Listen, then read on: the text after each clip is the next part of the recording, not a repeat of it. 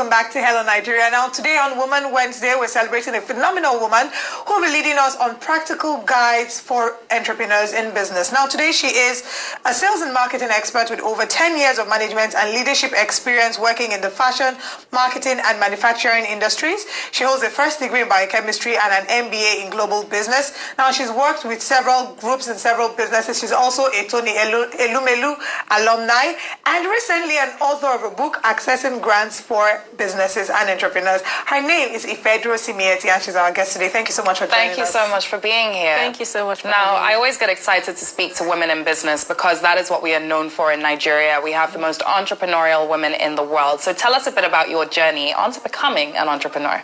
It was it wasn't that tough, but I never wanted to be an entrepreneur. I've said this so many times. I was working with Nigerian breweries and I saw a gap in the market when I got pregnant for my daughter, not my first daughter.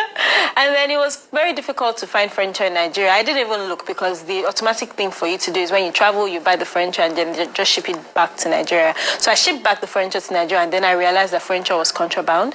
And then I started thinking, I said, how come, no one knows furniture is contraband? Why is there no one doing this, business in Nigeria? Why can't somebody fill up this gap? So I started thinking, the person who was really listening to me at the time was my friend at the time, Olamide Olatuboso, who is now my business partner. So we started thinking, okay, what can we do to serve this market? That's how, Parliament Bambini started. So we were both working full time before we decided, to focus on our business last year.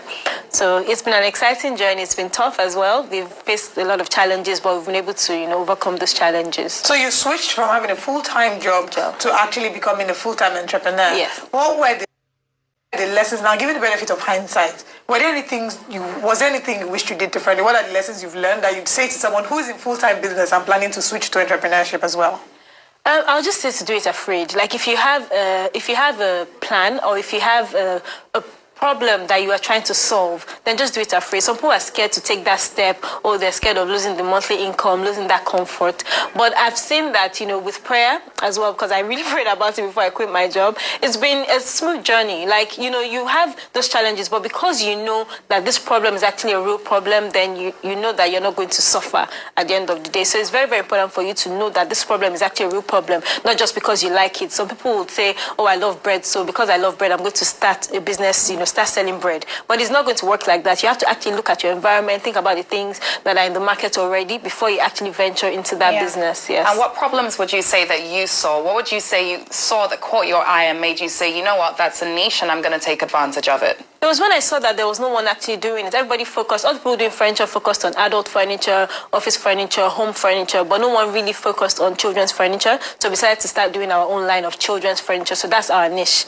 And, we're the pioneer in that sector. Yeah. Maybe we should talk a bit about your journey through the Tony Elumelu Foundation. And you went and you came out tops as well. Yeah. Now, there are many people who want to go for all these foundations and who want to get grants for their businesses but don't know where to start. Where did you start? To be honest, that was the first ever opportunity that I saw. And it wasn't even me who saw it, it was my dad. So my dad saw it in the papers where they announced the winners for the 2015 one. So he told me about it and he thought it was just starting. So he said, oh, if this thing looks interesting, maybe you should check it out. So I looked at it in 2015 and I was like, oh my gosh, it has ended. But no problem, I'll be ready in 2016. So when I saw the announcement go off in 2016, January 1st, I started doing the application form. And, I was very, very sure in my mind that, I would submit a good application and I'll be selected.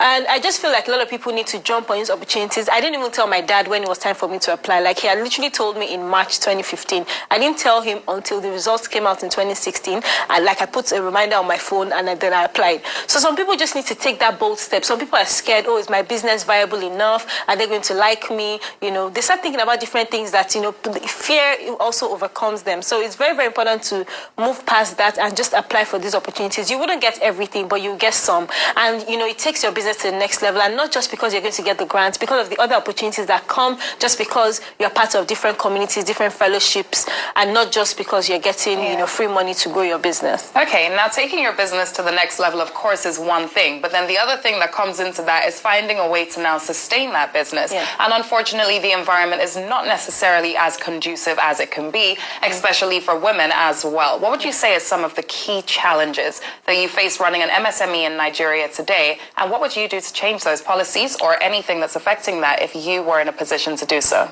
One of the most challenging things that we faced has been, finding the right talent. Like carpenters, you can find a dime and a dozen carpenters anywhere. But for you to find people who can actually stick to the standards that you want, especially because you want to stick to international standards, it's been very, very difficult. So it's very, very important for you to actually be able to train these people. And because we are not carpenters, so we also have to keep learning and keep, looking at the, international standards, trying to make sure that we're at par with what other people are doing. That's one challenge, so finding the right talent.